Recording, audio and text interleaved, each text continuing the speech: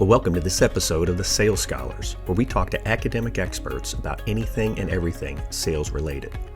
On this episode, we're welcoming a senior professor of practice, Professor Herman from the University of Houston.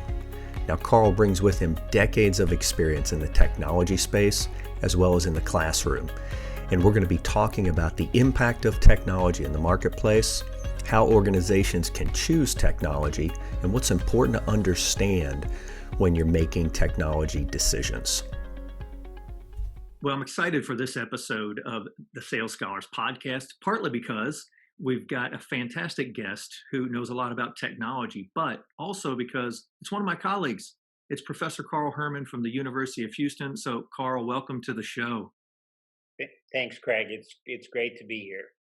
Yeah, no, it's this is fun. So I almost feel like I could tell some stories about you on how you kind of got to where you are, but I feel like they'd be better shared by Let's you. do it that way then. I'll ask you questions about me.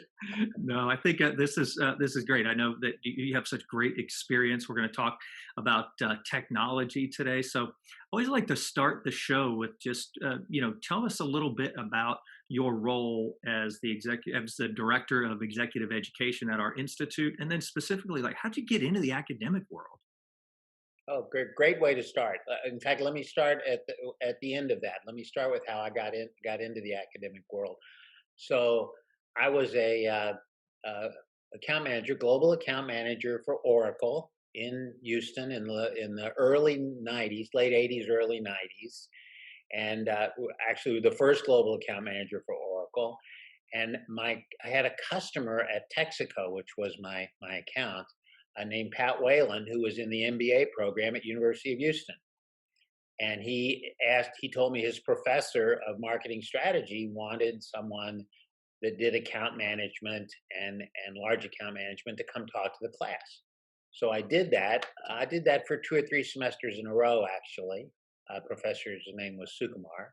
And then lo and behold, Sukumar asked me to lunch with the department head, Ed Blair, who's still the department head. And Ed told me at the time that he was thinking about starting a sales program, which was very unusual. And the reason he wanted to do that was because he found that 60% of his marketing graduates went into sales, 40% of B school graduates went into sales, and 25% of all BAs or BSs, 4-year degree graduates, went into sales. And he said, guess how many hours of training and education we give them for that first job? Of course, the answer was 0. So he said, I'm going to start a sales program. And then he did, and he asked me if I would be interested in coming on. And at the time, I had my day job at Oracle and then Halliburton, and so I said no. But he kept me involved, and then in 1999, I had an opportunity to teach an adjunct class. The program had been in existence for about 4 years, and ever since then, I get up every morning to find my students their dream job. Over the last decade, besides all of us in the program having that as a goal, finding dream jobs for our fabulous students, we also really have morphed into trying to promote the sales profession globally, and really treat it as a profession, and change the stereotype, if you want to look at it that way. So that led us about 8 or 9 years ago into the world of executive education. And so I'm responsible for executive education at the Sales Excellence Institute at SEI. And we teach a number of classes that corporate types, executive types, and we're growing that part of our business quite a bit. Yeah, the thing that I've always loved about the exec ed space, now seeing it from kind of the other side, as I used to be a participant in those types of things, but over at the university, is just how well it allows us to bring the things that you learn through research and the things that you learn through students and with corporate partners, and then evolve the curriculum and really, put some outstanding kind of skill development and competency practices into play. And so it makes it a lot of fun. I think all of us practitioners that came from the world of selling have grown to appreciate the contribution that the academic people give. Yeah. Oh man, the insights that we get access to are fantastic. And there's, I mean, that's really the purpose of the podcast is to highlight a lot of those insights, a lot of the great research being done in and around sales, and bring it to an audience. So I know one of the things that we talk about in class, but I think relevant certainly for our audience is just the proliferation of technology that's available for organizations in the sales space. I mean, the number of platforms and resources is in the thousands, I'm sure. And I know companies are always challenged with, hey, how do I decide what to bring into my organization? So one of the things I wanted to ask you was, what are some of the questions that you feel like organizations need to be asking themselves before making decisions on technology? Let me talk about some things to consider, and I'll start maybe from an area that isn't an obvious place to start, and that's who should be involved in decisions about technology. I think that's important um, because the decisions should be made by sales leaders and sales enablement people, not IT, not procurement. Um, that said, IT absolutely has to be involved in it. The technology people need to be involved in those technology decisions. The other group that has to be on the team to help decide the who, the what, are the actual salespeople themselves. You'll guaranteed to make mistakes if the sales leaders and IT and procurement are involved and not the actual salespeople themselves. They need to be on the team. So that's a little bit of the who. Uh, the what, I really do want to spend some time. So what technology? And I'll start with the negative. Most organization people get this wrong. Got to start with what will help the salesperson sell more, and you have to really focus on that. And that answer is different for every organization. So there's no single answer, obviously, on what every organization should choose. But you have to focus on what will help the salesperson sell more. That means you don't focus on, is the pipeline accurate? Is the forecast accurate? Okay, are they doing enough activities? Okay, can I give an accurate representation of how much I'm going to sell to my management? You can't start there. And there's various reasons you have to focus on what will help the salespeople sell more. That Um, sounds, as you describe it, Carl, I guess when I hear it, I'm thinking, well, yeah, that's like almost intuitively like, of course you need to do that. But it sounds like a lot of organizations, they often don't start there. What do you think, what drives that? well, what drives that is a feeling by sales management and sales leaders and other people within an organization that they don't have a handle on what's happening in their selling world. They really need a better understanding of how many deals are we working on, what are we going to close, and they don't have it. And so they turn to technology because that's what the world says can answer that question, is technology. And they come at it from the standpoint, even sometimes they don't even know it, but they come at it from the standpoint of, I need to collect this information, so I need a solution that will collect this information. And what that causes is a lack of value for the salespeople. And I've always said that if salespeople believe anything will help them sell more, they'll use it.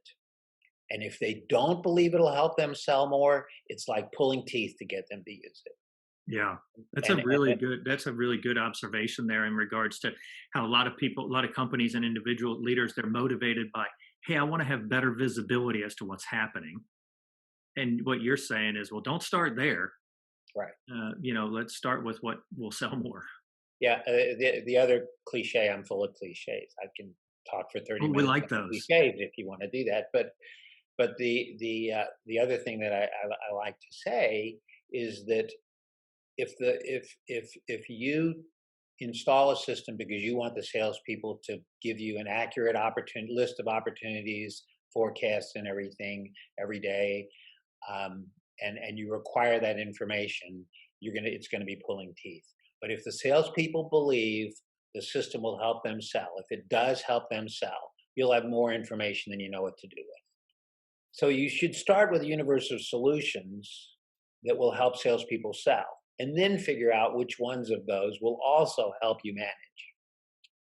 Okay. Uh, That's a great way to, it kind of turns it upside down a little bit in terms of making decisions. it's really important. People that the biggest single problem, Gartner says this every year, the biggest single problem in achieving a return on investment from sales technology is adoption. Yeah. There's no other problem. The technology is great. All the technology is great. Even the processes are pretty good. Not an issue. Nothing's particularly hard to use. But if it doesn't help them sell, they won't use it. The other thing that is true about it is, and this is why you can't you can't legislate the use, because the valuable information to a salesperson is always optional. It's not, you can't require it. It's things like, does this guy like to play golf? That's a mundane example, but you get the idea. What are the key issues that this guy is facing every day, and who in his organization are the ones that are causing him to have to face that? That's the kind of information. When does this guy like to have phone calls, or Yeah. would he prefer emails? That's the kind of information that's really valuable to a salesperson. And of course, we see that in our sales program all the time, where our students are able to look at past history of the sales of the people that we've sold to in the past, and find little hints like that that help them begin to be successful. Yeah. So to kind of put a framework around that, I have this concept called give to get. If you want your salespeople to give you a piece of data, they have to feel like they're getting something in return for giving it to you at a very granular level. Okay. So That's really good. Hey, just have you seen that, like practically speaking, or in practice, have you seen any organizations who do that well, or like how do you do that well? um, I do see some organizations that do that well, and it's very dependent on the type of selling that they do. Um, so, for example, what we've seen in the last 6 or 7 years is the growth of the inside sales role in traditionally non-inside sales industries. And those, whatever you call them, sales development representatives, business development representatives, that's a real opportunity for technology to have a positive impact. So you see that at Salesforce.com. You begin to see that at places like Hilti and companies like that that have successfully deployed using that model.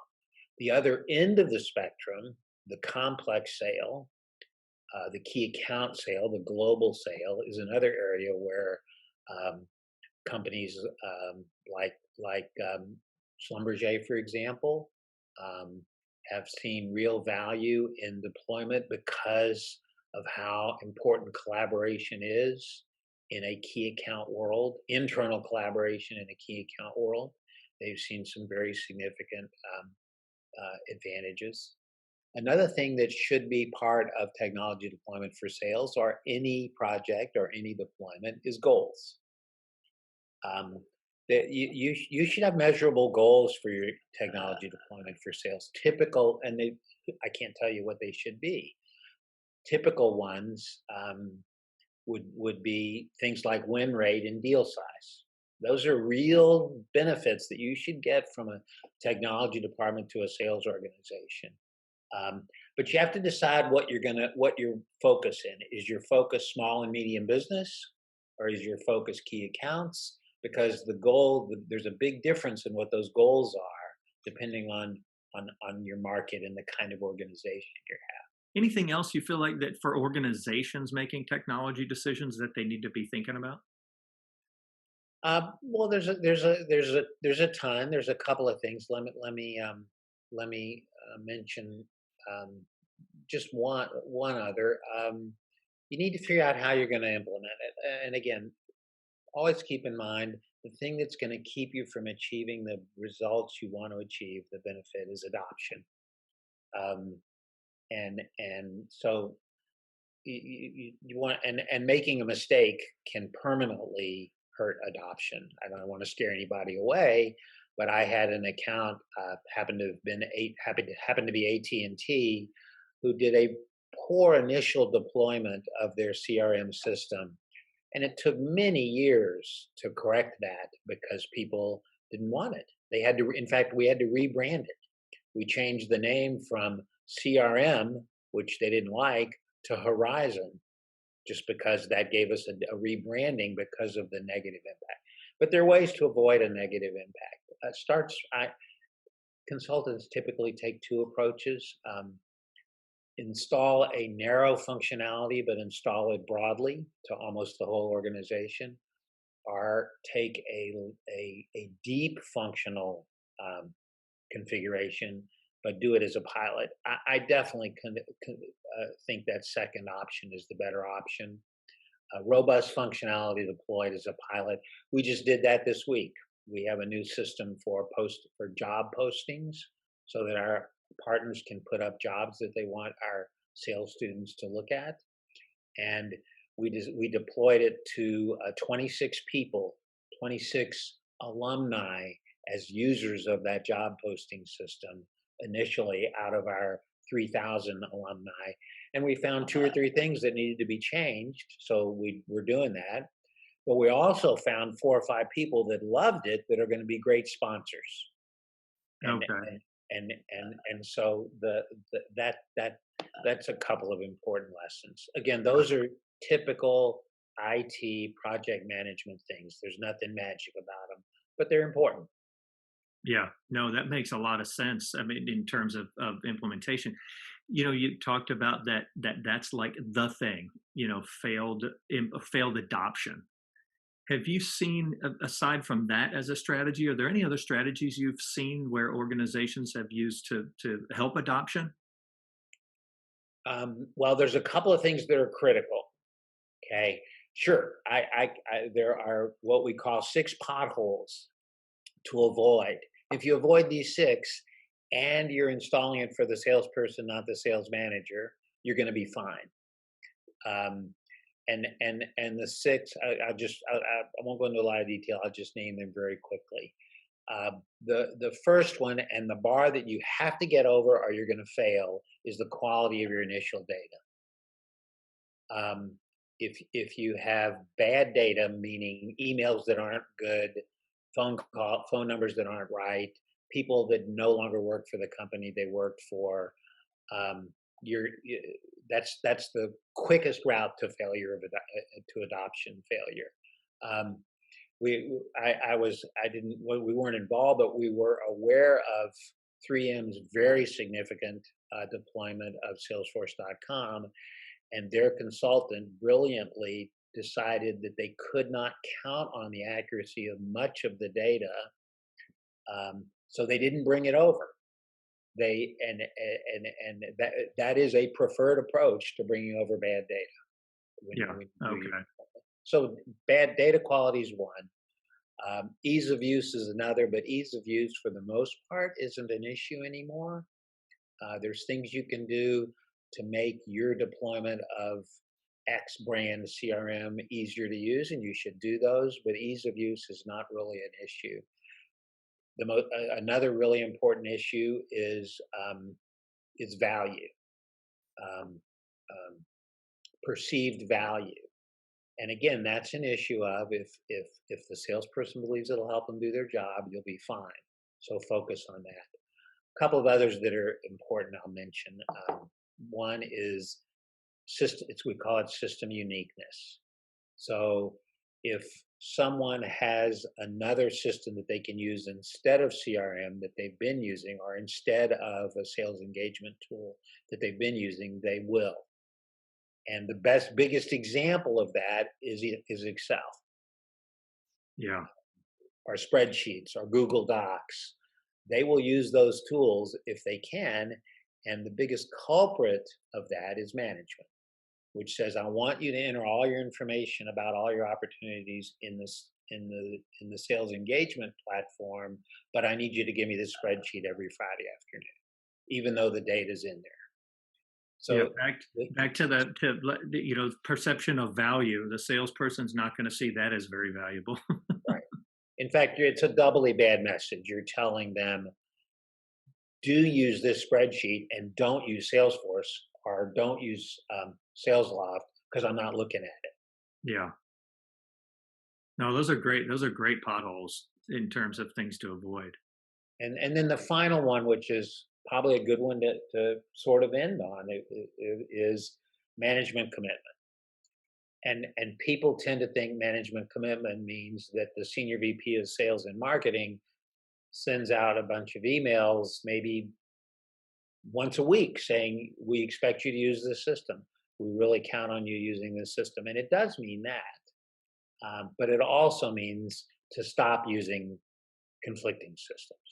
Yeah, That the back to sales, your the example. leadership themselves needs to get all of their data and all of their interactions need to be within the tool you're trying to get deployed, and they need to the people need to know, have evidence that that executive is using the tool. Yeah. I learned that the hard way here at the Sales Institute early on, because we use Salesforce as our primary, as our CRM system.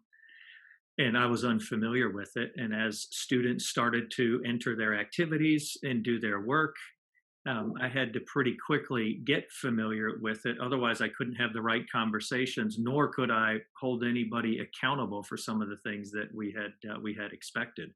And so it was like, hey, get familiar with the system, start using it, because it creates the better conversation with your sales team. Yep.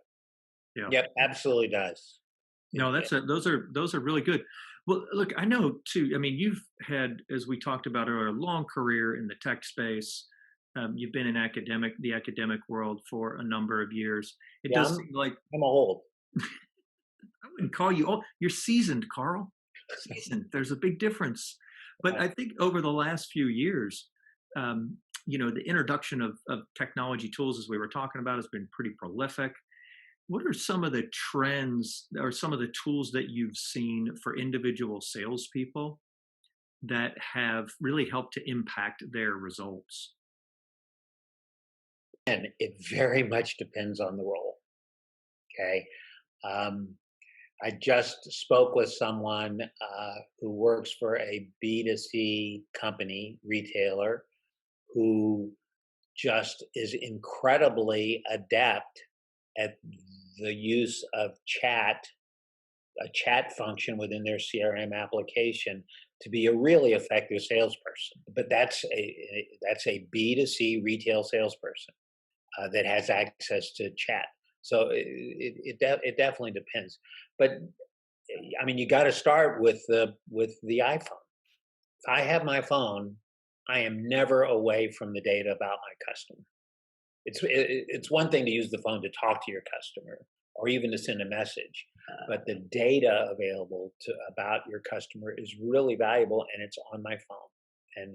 And we can talk about all of the packages that are in use, but I don't think we can forget that you're carrying all those packages with you when you're in front of customers, when you're near customers, when the customer calls you, whatever, and that's important. The same is true, again, depending on role, for your desktop. The desktop computer, because of the sales engagement tools that I really believe in, again, for the right market, for the right salesperson, is incredibly valuable. Those sales engagement tools, so specifically to answer your question, like Outreach and SalesLoft, are incredibly valuable because they make the salesperson so productive. But the other side of that coin is the complex sale that you do in the field,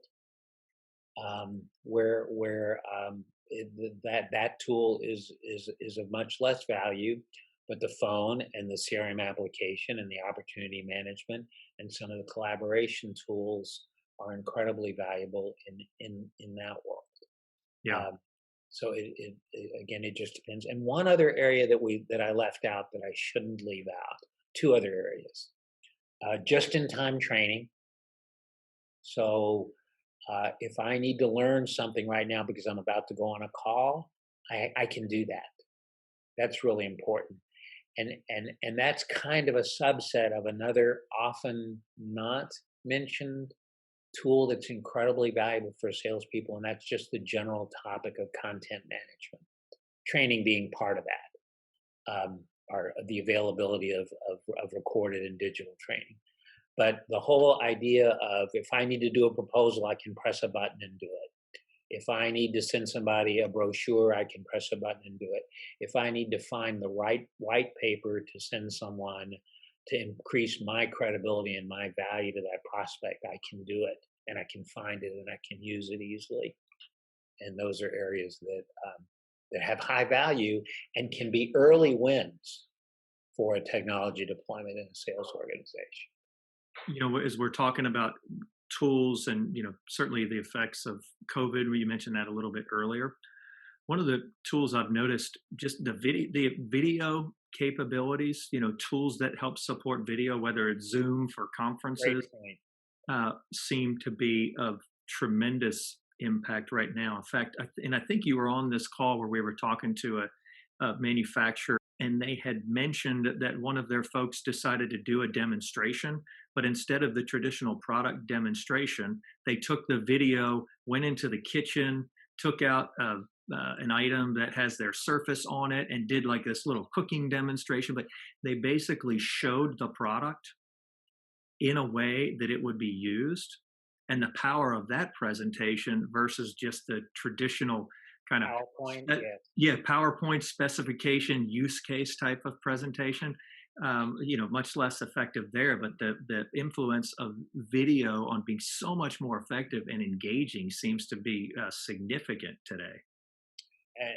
And you can only see that accelerating, and the ability to easily embed, send, share video, record, of course, but embed, share, and video is